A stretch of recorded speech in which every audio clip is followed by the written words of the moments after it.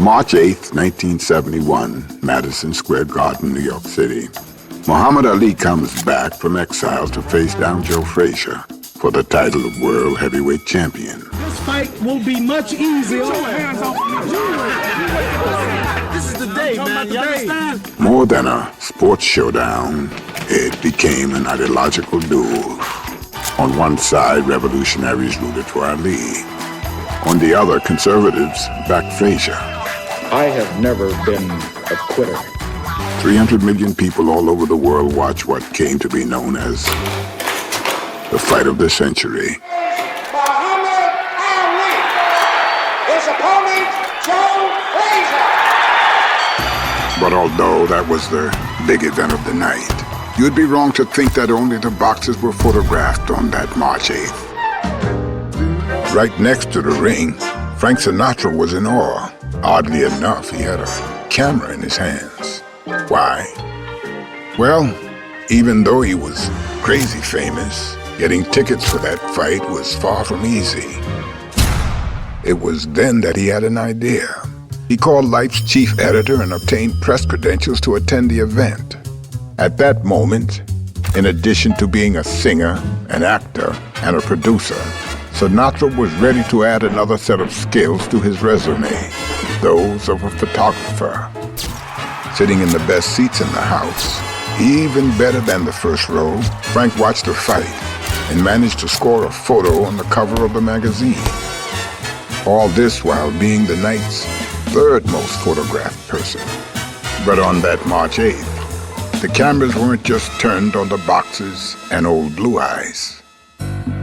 Frank Lucas, famously unknown up until that night, had seats that were better than those of many celebrities. How was that possible? That's exactly what caused Detective Richie Roberts to become suspicious that night. I mean, that and the infamous chinchilla hat and coat, which cost an estimated $25,000 and $100,000 respectively. Roberts was already investigating the drug epidemic that plagued Harlem. So he connected the dots. Frank Lucas was one of New York's top drug lords. He brought the drugs to the U.S. in an incredibly peculiar way. He would hide the packs in a secret compartment in the coffins of American soldiers who were being brought home from Vietnam. The belief that all men in all lands. By cutting out the middleman, Lucas quickly became one of New York City's most powerful men. That explained his coat, his hat, and his seats. And on the night of March 8th, Lucas was far from inconspicuous. He was arrested shortly after that. Meanwhile, in the ring, Ali won the first 2 rounds. You guys are trying to get him over here. Frazier quickly made a comeback and won all rounds up to the 8th one. He had a big lead. Ali won round 9. Frazier won round 10. Ali would only win the fight if he could knock Frazier out. From round 11 to round 14, it was Frazier, Frazier, Frazier, and Frazier. During round 15, the last one, Ali fell. Frazier brought him down with one of his famous left hooks.